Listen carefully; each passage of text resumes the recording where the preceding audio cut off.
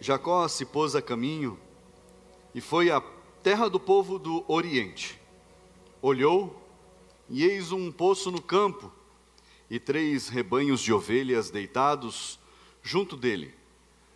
Porque daquele poço davam de beber aos rebanhos, e havia uma grande pedra que tapava a boca do poço. Ajuntavam-se ali todos os rebanhos, os pastores removiam a pedra da boca do poço, davam de beber às ovelhas, e tornavam a colocá-la no seu devido lugar. Jacó perguntou aos pastores: de onde são vocês, meus irmãos? Responderam: somos de Harã. Perguntou-lhes: vocês conhecem Labão, filho de Naor? Responderam: conhecemos. Jacó perguntou ainda: ele vai bem? Eles responderam: sim, vai bem. Olhe, Raquel, a filha dele, vem vindo aí com as ovelhas. Então Jacó disse: é ainda pleno dia, não é tempo de recolher os rebanhos, deem de beber as ovelhas e vão apacentá-las. Mas eles responderam: não podemos, enquanto não se ajuntarem todos os rebanhos, seja removida a pedra da boca do poço, e demos de beber às ovelhas. Enquanto Jacó ainda falava, chegou Raquel com as ovelhas de seu pai, porque era pastora. Quando Jacó viu Raquel, filha de Labão, irmão de sua mãe, e as ovelhas de Labão, aproximou-se, removeu a pedra da boca do poço, e deu de beber ao rebanho de Labão, irmão de sua mãe. Feito isso, Jacó beijou Raquel, e erguendo a voz, chorou. Então Jacó contou a Raquel que ele era parente de seu pai, pois era filho de Rebeca. Ela correu e comunicou a seu pai. Quando Labão ouviu as novas de Jacó, filho de sua irmã, correu ao encontro dele, abraçou-o, beijou-o e levou-o para casa. E Jacó contou a Labão tudo o que havia acontecido. Então Labão disse: de fato, você é meu osso e minha carne. Somente até aí. Feche seus olhos, vamos falar com Deus. Senhor, meu Deus e Pai, essa é a Tua palavra nesta manhã. Meu Deus, em nome de Jesus, abençoa, Pai, que cada um aqui, Senhor, receba daquilo que tanto necessita, Pai. Meu Deus, em nome de Jesus, fala com a Sua igreja, fala com o Teu povo, Senhor, fala com aqueles que de casa nos acompanham. Meu Deus, em nome de Jesus, usa a minha vida, Pai, como instrumento em Tuas mãos, para falar da Tua palavra, daquilo que o Senhor quer falar a cada coração nesta manhã, Pai, em nome de Jesus. Assim, nós clamamos a Ti e Te agradecemos. Amém. Assente-se no seu lugar. O contexto aqui, irmãos, é que Jacó estava fugido da sua casa. Nós já conhecemos a história. Jacó havia enganado seu irmão Esaú, porque tempos antes Esaú havia vendido a bênção da progenitura, da primogenitura, a bênção da primogenitura para ele, porque Jacó havia negociado com ele. Esaú era um homem do campo, e Jacó era um homem que ele era mais do lar, mais da casa, cuidava das coisas de perto. Mas naquele tempo, a bênção da primogenitura era algo valiosíssimo, e Jacó e Esaú haviam negociado isso, e para que Jacó pudesse receber a bênção da primogenitura, ele teve que usar de alguns artifícios, porque o pai já estava ficando cego, não estava vendo nada mais, e ele colocou pelos de animais sobre o corpo, usou a roupa de Esaú, para que o pai o abençoasse. E a bênção maior proferida pelo pai era para o filho mais velho, o primogênito. Mas não era apenas a bênção do pai. a maior parte do patrimônio do pai iria para o filho mais velho.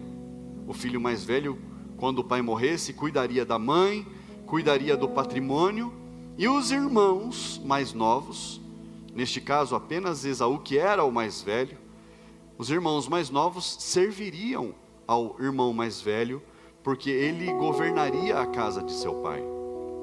Olha o tamanho da bênção. Então, o pai, Isaque, ele abençoa Jacó com a bênção da primogenitura. E quando Esaú, que era um homem que saía para caçar, que era do campo, do mato, ele descobre isso. Ele vai desesperado no seu pai e fala para o pai dele, Isaque, fala para o pai dele: o senhor não tem uma bênção para me dar? Ele falou: a bênção que eu tinha já dei para o seu irmão. Você perdeu. Eu não tenho como proferir uma bênção da primogenitura sobre a sua vida. A bênção que estava reservada para o primogênito foi dada ao seu irmão. E então Isaque ora por Esaú, abençoando ele, dizendo para ele: ó, você vai ser aquele que vai lutar com a espada, mas você vai servir o seu irmão, porque a palavra ela já havia sido lançada. Isaque não podia voltar atrás, não tinha como Isaque voltar atrás. E Esaú se enche de ira, e depois de um tempo, Rebeca, mãe de Jacó e de Esaú, ela descobre que Esaú está fazendo planos de quando o pai morrer, ele matar Jacó. Olha a confusão dentro de casa. Então Jacó foge. O pai Isaque dá conselhos a Jacó, fala para ele: ó, vá a tal terra, onde também Rebeca, a sua mãe, de lá ela foi trazida. Vai para lá, para aquela terra, e busca uma esposa lá. Não se case com as mulheres deste lugar. Busca uma esposa lá. E Jacó vai, debaixo do conselho do pai, ele vai. E nós conhecemos a história. Jacó, no meio do caminho, ele tem um encontro com Deus. O primeiro encontro com Deus de Jacó. Ele dorme e ele tem uma visão de uma escada que ligava a terra ao céu, e anjos subiam e desciam naquele lugar. E ali Jacó, ele teme ao Senhor, mas ele continua a jornada dele e chega aqui onde nós lemos, que é Jacó chegando ao seu destino. E como é que ele descobre que ele tinha chegado no seu destino? Porque ele conversa com algumas pessoas, e aquelas pessoas declaram que lugar é aquele. Aquelas pessoas declaram a respeito de Labão. Labão era o tio de Jacó. Labão estava ali com mais ou menos 100, 120 anos. Olha só, Labão havia vivido algo parecido quase 60 anos antes, quando um homem chamado Eliezer, enviado por Abraão, foi àquela mesma terra, naquele mesmo lugar, buscar uma esposa para Isaque, o pai de Jacó. E nós também conhecemos a história. Eliezer, ele se assenta junto à fonte do poço ali de Arã, e ele ora a Deus, falando: Senhor, a moça que vier e me der água, e também der água de beber, der de beber aos meus camelos, 10 camelos, essa será a moça que deverá casar com Isaque, filho do meu servo. Olha como as coisas, a gente às vezes observa as coisas na palavra de Deus, na nossa vida, e a gente vê coisas coincidindo. E nós precisamos entender que as coincidências, elas são dessa vida aí. Mas só que quando nós cremos em Deus, quando nós acreditamos no Senhor, quando nós confiamos a nossa vida a Deus, nós entendemos que essas coincidências que as pessoas falam por aí, elas não são mais simples coincidências, elas são o agir de Deus. E quando nós passamos a enxergar essas coisas da vida como o agir de Deus em nossas vidas, nós passamos a declarar, a partir de pequenas experiências, que Deus tem cuidado de nós. Nós passamos a observar, mesmo nas experiências mais ínfimas, mais simples de todas, que Deus tem cuidado de nós. Quantas vezes, irmãos, nós não observamos que Deus tem cuidado da gente? Quantas vezes passa despercebido o cuidado de Deus? Quantas vezes? E sabe por quê? Porque Deus não fica tocando trombeta. Deus não fica anunciando: olha, eu estou cuidando de você. Porque Ele está. Ele não precisa ficar anunciando que Ele nos deu um livramento, porque Ele nos dá a todo momento. Quantas coisas, irmãos, passam despercebidas aos nossos olhos?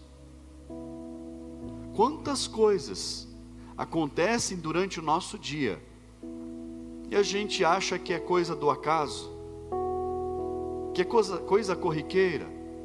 Irmãos, a partir do momento que nós entregamos a nossa vida a Jesus, a partir do momento que nós declaramos que Ele é Senhor da nossa vida, Ele está regendo a nossa vida. Não existe mais acaso, não existe mais coincidência, não existe mais as coisas acontecerem por uma ordem natural das coisas. Nós precisamos observar e ver que Deus está cuidando de cada detalhe. Nós precisamos pedir para Deus: Deus, me faz enxergar o seu cuidado, me faz ver o quanto o Senhor tem cuidado de mim a cada dia, me faz enxergar os detalhes de tudo que o Senhor tem feito, para que eu possa glorificar o nome do Senhor, inclusive nas coisas em que muitos não te dão a glória. Entenda isso. Quando nós passamos a entender o tamanho do cuidado que Deus tem por nós, nós começamos a enxergar Deus no despertar na madrugada, nós começamos a enxergar Deus no acordar pela manhã, em termos uma simples e boa noite de sono. Nós passamos a enxergar Deus no fato de nós podermos ter comida na mesa. Irmãos, nas coisas mais corriqueiras, nós começamos a ver o agir de Deus. Numa pessoa que às vezes te dá um bom dia, você enxerga Deus em tantas coisas, porque você entende que Ele é Senhor sobre a sua vida. E nós lemos as histórias destes homens de Deus, e nós vemos o agir de Deus aqui. Mas nós precisamos entender que muitos relatos são de coisas corriqueiras, são de coisas simples, nada estrondoso, nada como Pedro andando sobre as águas. Não são coisas sobrenaturais. A maior parte do relato bíblico são coisas corriqueiras. E por que foram escritas? Porque dentro daquelas coisas pequenas, corriqueiras do dia a dia, Deus estava agindo, Deus estava atuando. em cada um desses detalhes. E eles foram descritos com riqueza de detalhes. Moisés escreveu tudo que está escrito aqui, daquilo que nós lemos hoje, do que nós estamos falando. Moisés, um homem simples, escreveu com riqueza de detalhes, até as conversas que foram feitas ali, porque havia algo para a gente observar, havia algo para a gente colocar a nossa atenção. E quando Jacó, ele chega até aquele poço, ele vê ali 3 rebanhos, significa que haviam ali 3 pastores, 3 grupos de pessoas cuidando daqueles rebanhos. Só que algo estava estranho ali, porque Jacó também era pastor de ovelhas, e ali começa uma conversa, e Jacó passa a perguntar para eles onde é que é aquele lugar, se eles conhecem Labão, como é que está Labão. E no meio da conversa, aqueles pastores falam: Labão está bem, está tudo legal com ele, a família vai bem. Inclusive, a filha de Labão, Raquel, está vindo ali com um rebanho, porque ela cuidava também das ovelhas.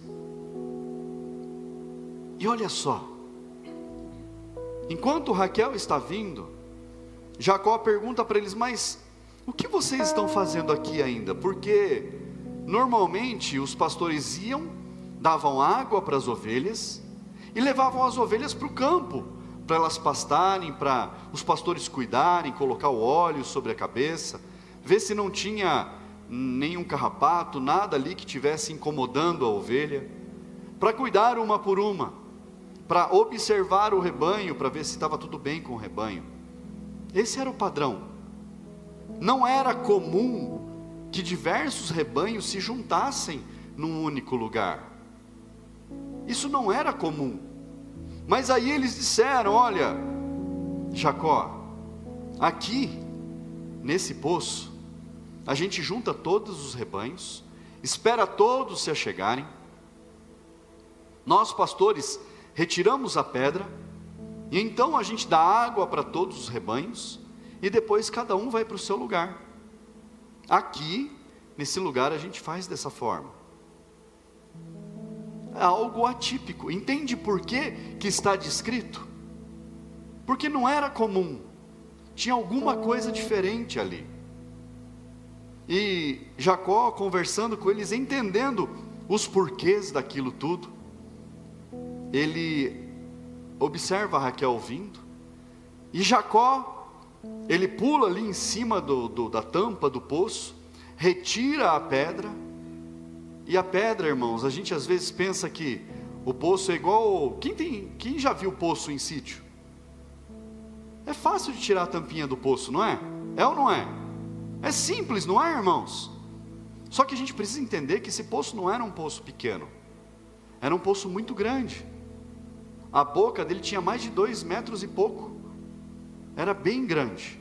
E a pedra que estava em cima não era uma pedra pequena, porque ela não poderia ser removida facilmente. E por que isso? Para que nenhum animal subisse ali na parte de cima do poço, batesse na tampa e caísse dentro do poço, para que nenhum viajante desavisado batesse ali e se machucasse. Tem um porquê, irmãos, tudo tem porquê. Mas aqueles 3 pastores que estavam ali explicando essas coisas para Jacó, Jacó vai vendo Raquel vindo, ele sozinho tira a tampa do poço, que foi um esforço muito grande que ele fez, para dar água de beber, para dar água ali para as ovelhas de Raquel. Irmãos, a história, ela se repete de uma forma um pouco diferente. Anteriormente, quase 60 anos antes, Rebeca, a mãe de Jacó, ela estava ali dando água para os camelos de Eliezer, servo de Abraão. E agora é Jacó quem dá água às ovelhas de Raquel.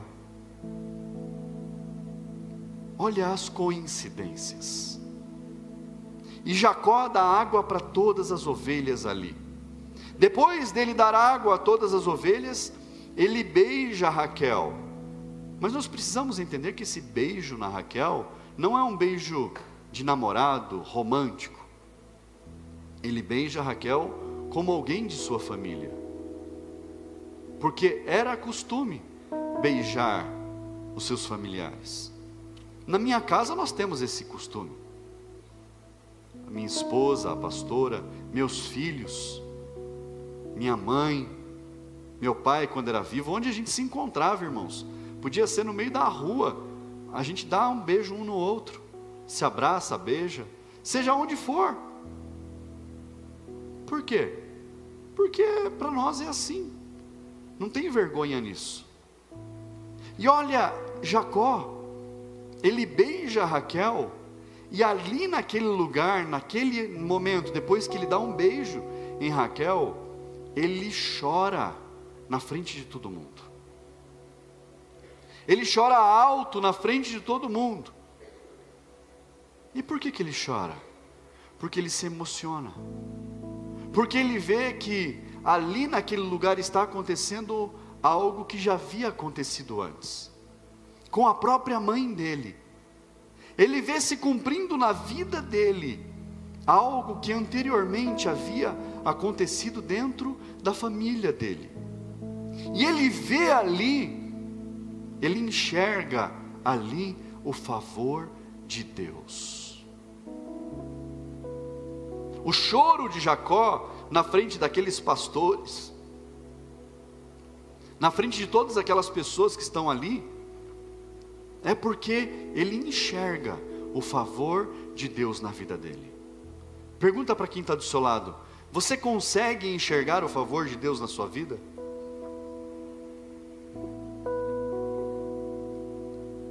Quando nós enxergamos o favor de Deus na nossa vida, o que a gente faz? Quando nós vemos Deus abençoando a nossa vida, a gente fala: oh Deus, obrigado aí, valeu. Ou por muitas vezes a gente se emociona, ou por muitas vezes a gente até chora na presença de Deus. Quantas vezes, irmãos, eu e a pastora, a gente está em viagem, ou para o trabalho em São Paulo, ou para o trabalho em outros lugares. Às vezes a gente está ali conversando, e nós sentimos ali o favor de Deus na nossa vida, por tudo que Ele tem feito, e como a gente chora. E não é tristeza, irmãos, é uma alegria que transborda. Jacó, ele chorou porque uma alegria muito grande transbordou na vida dele. Não foi por ter visto a linda Raquel na frente dele, não foi por ele ter se apaixonado por Raquel quando ele viu Raquel,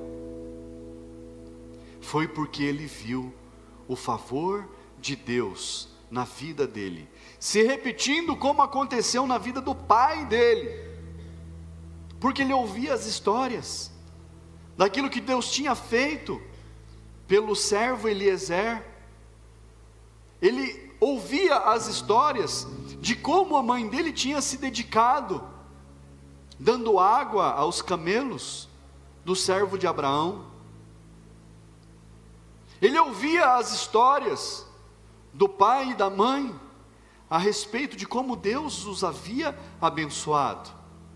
Mas Jacó só foi ter um encontro com Deus quando ele estava indo para este lugar. E Deus viu Jacó. Deus abençoou Jacó. Deus estava ali tratando Jacó, quebrando o coração de Jacó, fazendo ele entender que mais do que a sabedoria, a inteligência dele, mais do que a destreza dele em lidar com situações, Deus fazia a diferença na vida dele. Ali Jacó percebeu o quanto Deus o amava, o quanto Deus queria bem. Mas olha que coisa, irmãos, em todos os lugares, não apenas ali, as ovelhas, elas saíam do aprisco, eram levadas a tomar água. Depois que elas tomavam água, então elas iam ser cuidadas. Primeiro a água, depois o cuidado. Primeiro a água, depois todo o cuidado. Fala comigo assim: primeiro a água, depois o cuidado. Fala para quem está do seu lado: primeiro a água, depois o cuidado. Primeiro a água. O que é a água? É nós buscarmos a Jesus. A água é Jesus. Jesus disse: quem tem sede, venha a mim, beba de mim. Primeiro você bebe de Jesus, então vem o cuidado. Primeiro você bebe da água que Jesus tem para dar, e depois vem o cuidado. Em Isaías 55 fala assim: todos os que têm sede, venham às águas. Todos aqueles que têm sede devem buscar as águas. E depois que nós bebemos, depois que nós saciamos a nossa sede, então nós poderemos ver o cuidado de Deus sobre as nossas vidas. Ele nos dá a água, Ele é a própria água, é o Senhor quem cuida de nós, Ele sacia a nossa sede, e Ele cuida de nós. A atitude ali de Jacó foi tirar a pedra, foi dar água ao rebanho, foi fazer o máximo que ele poderia fazer por Raquel, naquele momento. E Raquel foi a amada de Jacó. O poço ali, mais uma vez, promove um grande encontro. A fonte das águas é o lugar do encontro. O lugar onde nós vemos a água é o lugar do encontro. Aqui é o poço das águas, irmãos. Aqui é o lugar onde você vem para beber da água. Aqui é o lugar onde você vem para saciar a sua sede. E quando você tem a sua sede saciada, então depois vem o cuidado. Depois vem o trabalhar de Deus. Depois Jesus vem cuidando da nossa vida, cuidando de cada detalhe. Mas primeiro, nós precisamos ir até onde a água está, para buscar, para beber, para saciar a nossa sede. A água não vai até onde a gente está, irmãos. Nós precisamos vir até a fonte das águas. E o Senhor, Ele não nos deixa com sede. O Senhor sacia a nossa sede. O Senhor está saciando a sua sede nessa manhã. Não apenas de beber a água, não apenas de receber a palavra,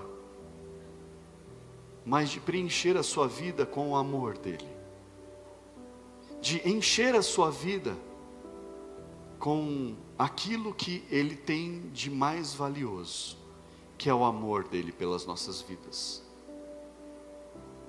E quando nós somos saciados, Irmãos, as escamas caem dos olhos, os nossos olhos se abrem, nós conseguimos enxergar o quanto Deus nos ama.